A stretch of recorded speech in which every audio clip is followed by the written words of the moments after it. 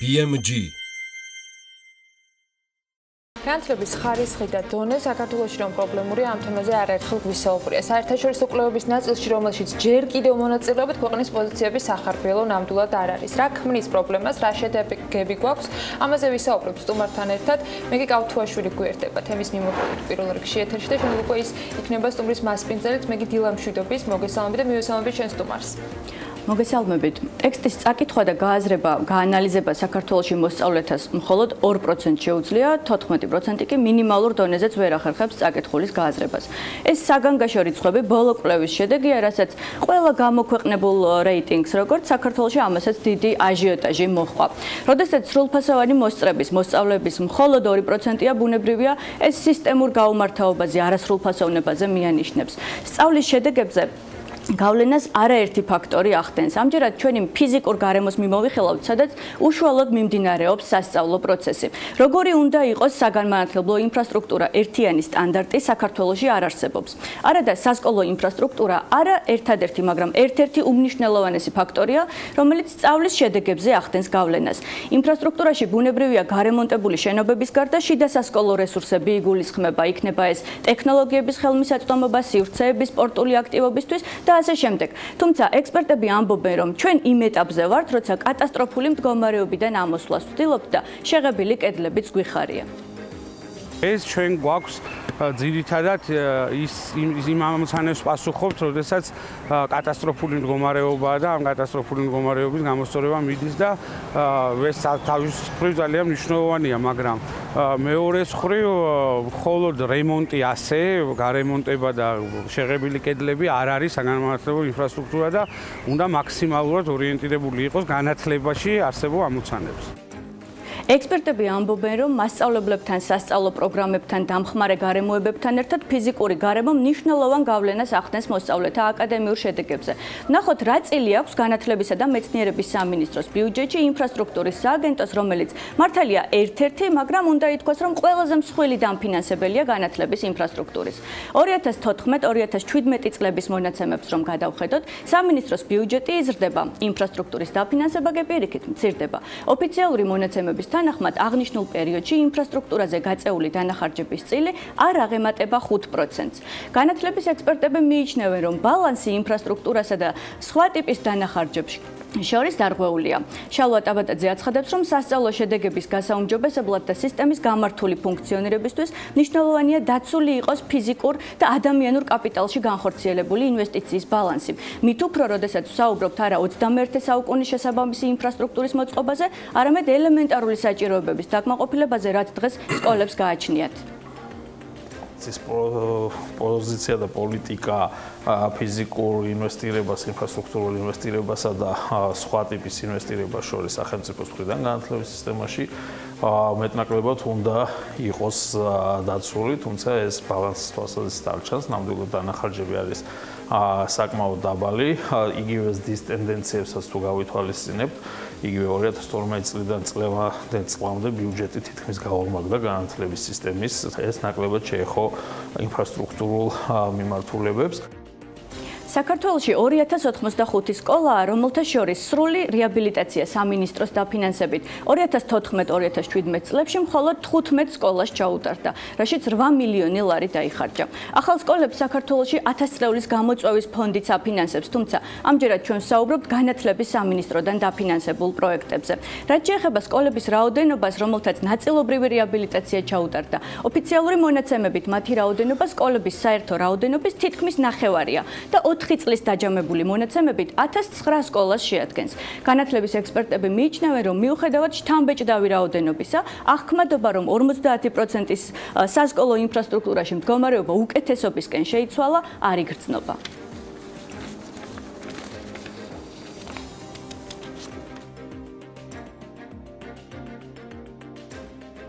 მონაცემების მიხედვით ნახევარზე მეც გარკვეული შეხება ჰქონდა, ანუ გარკვეულად გაუმჯობესდა ინფრასტრუქტურა, თუმცა მთლიანობაში ამის აღქმა არც მასწავლებლების, არც საზოგადოების მხრიდან არ ხდება, ანუ 50%-ში როცა ვითარება გაუმჯობესებული გაქვს, რეალურად უფრო მეტი აღქმადობა უნდა იყოს და ყოველდღიურობაზე უკეთესად უნდა მოქმედებდეს, ალბათ უკეთესად დაგეგმა საჭირო ამ თვალსაზრისით. ჩვენ საგანმანათლებლო და სამეცნიერო ინფრასტრუქტურის სააგენტოდან გამოვითხოვეთ მონაცემები, თუ რა გაკეთდა და რა ოდენობის თანხა დაიხარჯა კონკრეტულ სამუშაოებზე. აღმოჩნდა, რომ გასულ 4 წელიწადში ყველაზე მეტი თანხა სკოლის შენობების სახურავების შეკეთებას დასჭირდა. 433 სკოლაში ჩატარდა ეს სამუშაო და 23 მილიონი ლარი დაიხარჯა. მეორე ადგილზე დანახარჯებით კარფანჯრების რეაბილიტაციაა. ოფიციალური მონაცემებით 501 სკოლაში შეიცვალა კარფანჯარა და 15 მილიონი ლარი დაუშვა სახელმწიფოს.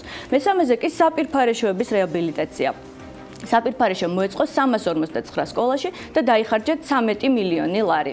სველი წერტილები უმთავრეს გამოწვევად რჩება. მათი მოვლა ჰიგიენის დაცვა კი სასკოლო განათლების სისტემაში მყოფი თითქმის ყველა მოსწავლის, მასწავლებლის, მშობლის და დირექციის ტკივილია, რადგან არსებული დაფინანსების პირობებში დირექცია ვერ უზრუნველყოფს საჭირო რაოდენობის ჰიგიენის საშუალებების შეძენას. ასევე ბევრ სკოლაში არ არის ხელის დაბანის ელემენტარული საშუალება, სასმელი წყალი და კანალიზაცია. განათლების ექსპერტები თანხმდებიან, რომ სახელმწიფოს მიდგომა ინფრასტრუქტურის და ზოგადი განათლების მიმართ კონცეპტუალურად უნდა შეიცვალოს, რაშიც ბუნებრივია დაფინანსების გაზრდასაც მოიაზრებენ. მიმართულებით ძალიან მნიშვნელოვანი ცვლილებებია გასატარებელი, ანუ თვისებრივად არის გასაზრდელი ბიუჯეტი, იმიტომ ეს თანხები ჩვენ სანამ ჩამოუვლის სკოლებს და ესე თანმიმდევრულად რომ გავარემონტებთ, უკვე თავში გარემონტებული სკოლები თავიდან გასარემონტებელი ხდება, ხო, ამ დროის განმავლობაში. ამას სჭირდება ძალიან დიდი ინვესტიცია. მე მაგალითად კონცეპტუალურად შევცვლიდი სკოლის ინფრასტრუქტურას, იგივე თუ პოლიციის შენობები კონცეპტუალურად იყო მიუღებელი და იქ გამჭვირვალე შენობებზე აქცენტი გაკეთდა და იმ მუშაობის სტილზე, რომელზეც გადავიდა მაგალითად პატრული, სკოლებთან მიმართებაში, რა თქმა უნდა, საბჭოთა ციხესავით არსებული სკოლები ვეღარ უძლებენ იმ გამოწვევებს, რომელიც 21 საუკუნეში გვაქვს და შესაბამისად გლობალურად უნდა შეიცვალოს კონცეპტუალურად რა ინფრასტრუქტურის სკოლა იქნება. მართალია საერთაშორისო კვლევები არ არის ერთადერთი ინდიკატორი, თუმცა არის ინდიკატორი იმის, რომ მომავალ თაობას წაკითხულის გააზრება უჭირს. ეს კი საზოგადოების განვითარებისთვის სერიოზული პრობლემაა. შესაბამისად, ექსპერტები მიიჩნევენ, რომ სახელმწიფოს მეტი დაფიქრება მართებს, რა ინვესტიციას განახორციელებს განათლების სისტემაში, რამდენად სწორად დაიგეგმება და რამდენად მოხმარდება რეფორმას და არა კონკრეტულ მიზნებს კონკრეტულ საარჩევნო პერიოდში. დღეს ამ თემაზე საუბარს ზვიად როსტომაშვილთან ერთად განვაგრძობთ, რომელიც წარმოადგენს საგანმანათლებლო და სამეცნიერო ინფრასტრუქტურის სააგენტოს ხელმძღვანელს. რა კი დაახლოებით 5 წუთი ჩვენ ვისაუბრეთ გამოწვევებზე, მინდა რომ სწორედ ამითი დავიწყოთ ჩვენი დიალოგით. თქვენი შეფასებით, რა არის ის ძირითადი გამოწვევები, რის წინაშეც დღეს ზოგადი განათლების ინფრასტრუქტურა დგას? მოგესალმებით პირველ რიგში. აღნიშნეთ, რომ საქართველოში არის 2085 სკოლა. ამ შენობების უმეტესობა არის აგებული წინა საუკუნეში. შესაბამისად, პრობლემები, სხვადასხვა სახის ინფრასტრუქტურული პრობლემები გვაქვს ძალიან ბევრი. მაგალითისთვის თქვათ ყველაზე რთული. გეტყვით ეხლავე ჩვენი სააგენტოს ამ მიმართულებით ძირითადი ამოცანა სწორედ ეს არის, რომ ეს პრობლემები შევისწავლოთ, რაღაც კატეგორიზაცია გავაკეთოთ. პრიორიტეტების მიხედვით დავალაგოთ, ანუ ეს გამომდინარეობს ჩვენი ფინანსური შესაძლებლობებიდან, ანუ ისე ბიუჯეტს გულისხმობთ. მიბმულია ბიუჯეტზე და ამის მერე ვაკეთებთ სამოქმედო გეგმას, რომელსაც მივყვებით იმ წლის განმავლობაში, მიმდინარე წლის განმავლობაში. ეხლა რაც შეეხება გამოწვევებს, შემიძლია ასე დავალაგოთ, დაუშვათ, თუ რამდენიმეს გეტყვით, ავარიული შენობების გამაგრება და რეაბილიტაცია, თუ რა თქმა უნდა შენობა გვაძლევს ამის საშუალებას. თუ არა და ამ შენობის დემონტაჟი და ახალი სკოლის აშენება. სანიტარული კვანძების თემა ცალ-ცალკე ძალიან მნიშვნელოვანი საკითხია. არა მარტო იმ კუთხით, რომ რეაბილიტაცია მოხდეს, არამედ ადაპტირება რო გაუკეთოთ შეშმო პირებისთვის. ზოგადად თელ სკოლის შენობებსაც ალბათ. კი, რა თქმა უნდა. ასევე ძალიან მნიშვნელოვანია სპორტული ინფრასტრუქტურის განვითარება. აქ გულისხმობს შიდა დარბაზებსაც და გარემოედნებსაც. ესეც დამოკიდებულია სკოლის ტერიტორიაზე და იმ ინფრასტრუქტურაზე, რის საშუალებას გვაძლევს. და ძალიან მნიშვნელოვანი, ერთ-ერთი ყველაზე მნიშვნელოვანი ალბათ, რომ ადაპტირებული გარემო შექმნა შეშემო პირებისთვის, აქ გულისხმობ ჩვენ დაუშვათ ლიფტს, სანკვანს, ადაპტირებულს და პანდუსს. Აი თუ დაიწყეთ უკვე ამ სამოქმედო გეგმაზე მუშაობა, იმიტომ რომ თაობები ამთავრებენ სკოლას ისე რომ ვერ მოესწრნენ თქვათ და მათ პერიოდში ძალიან მნიშვნელოვანია რა პერიოდში განხორციელდება ეს გეგმა. ჩვენ შარშან დამტკიცებული გეგმით, რომელიც დავამტკიცეთ 2017 წლის დეკემბერში, ეხლა რაზეც ვისაუბრეთ, ყველა სამუშაოები დაწყებულია. ასევე დავიწყეთ ერთი ძალიან მნიშვნელოვანი თემა და პროექტი დავარქვათ, მოდი ასე ვთქვათ. შარშან დავიწყეთ ეს პროექტი, ყველა სკოლის ინვენტარიზაციას ვაკეთებთ, ამაში შედის შენობების, ანუ აზომვითი აღწერა, მთელი ინვენტარიზაცია, რა გააჩნია სკოლას და ამის შემდეგ გავაკეთებთ, ესე იგი გვექნება სოფტი, დიდი მონაცემთა ბაზა, რომელიც მოგცემს საშუალებას, აი თუნდაც ზემოთ რომ ვახსენე ეს პრიორიტეტები სწორედ დავალაგოთ და უფრო სწორედ დაორგანიზდეს ის საკითხი თუ რა დროს როგორ უნდა გავაკეთოთ. უფრო გრძელვადიანი გეგმა გრაფიკი როგორია, ისევ იმ პერიოდს რომ დავუბრუნდეთ. ეს პირველი ნაბიჯია და ძალიან მნიშვნელოვანია გეთანხმებით, იმიტომ რომ 2085 სკოლა გვაქვს, მაგრამ ზოგიერთ სკოლას აქვს 6 შენობა, რომელიც სრულიად არ სჭირდება, ხო? გამოუყენებელია და ამის მოვლა-პატრონება ბუნებრივია თანხა უჯდება სახელმწიფოს. გრძელვადიანი გეგმა როგორია თქვენ? გრძელვადიანი გეგმა არის ასეთი, რომ ჩვენ ამ ეხლა წელს გვაქვს ძალიან ბევრი ახალი სკოლის მშენებლობა დაწყებული, შარშან დაწყებული, ზოგი წელსაც დავიწყეთ. დაახლოებით 23 ახალი სკოლა უნდა გაიხსნას წელს 2018-19 სასწავლო წლის დაწყებამდე, ანუ 15 სექტემბრამდე. აქ შედის წინეკონტინგენტიანი სკოლებიც და ასევე შედის დიდი სკოლებიც. მაგალითად მეასე სკოლა თბილისში. და რაც შეეხება სარეაბილიტაციო სამუშაოებს, აქაც ძალიან ბევრი სკოლის რეაბილიტაცია დაგეგმილი, ანუ მე მინდა კაფეოდ გავყოთ სარეაბილიტაციო, სრული რეაბილიტაცია და ჩვეულებრივი სარეაბილიტაციო სამუშაოები, იმიტომ რომ მაგალითად დაახლოებით 2013 წლიდან 1800 სკოლას ჩაუტარდა სხვადასხვა ტიპის სარეაბილიტაციო სამუშაოები, მაგრამ სრული რეაბილიტაცია თქვენ რაც ახსენეთ, ის დაახლოებით 15 სკოლას. 15 სკოლა, რაც ანუ ეს ნიშნავს, ეს დაახლოებით ნიშნავს იგივეს, რომ თითქოს ახალი სკოლა რო აგიშენებთ, დავდივართ ბოლომდე საძირკველს არ ვაკეთებთ უბრალოდ. და ჩვენ არ გვაქვს სტანდარტი, როგორც ექსპერტები ამბობენ, საგანმანათლებლო სტანდარტი. რა სტანდარტის მიხედვით შენდება ახალი სკოლები? ჩვეულებრივი სამშენებლო სტანდარტია თუ იქ გათვალისწინებულია მაგალითად დაფა რა სიმაღლეზე უნდა ეკიდოს და ამ შემდეგ? ეს ორი თემაა, მოდი გავყოთ, რო არ აგვერიოს. ერთი თემა არის, რაც შეეხება მშენებლობის სტანდარტს და აქ არის შემოტანილი ძალიან ბევრი ახალი რეგულაცია. მაგალითად, ვიგეთქვით მაგალითად 51 დადგენილება, რომელიც ითვალისწინებს თუნდაც შესაძლო პირებისთვის და ასე შემდეგ კიდე ბავშვების ფართით უზრუნველყოფას და მეორე საკითხია უკვე რაც შეეხება იმ სტანდარტებს, დაფა როგორი უნდა იყოს, როგორ უნდა ეკიდოს, მერხი რამ სიმაღლე უნდა იყოს და ასე შემდეგ. ეს სტანდარტები რა თქმა უნდა არსებობს, შემუშავებულია და ჩვენ ამ სტანდარტების მიხედვით ვაკეთებთ ამ ინვენტარის შეძენას და შემდეგ სკოლისთვის გადაცემას.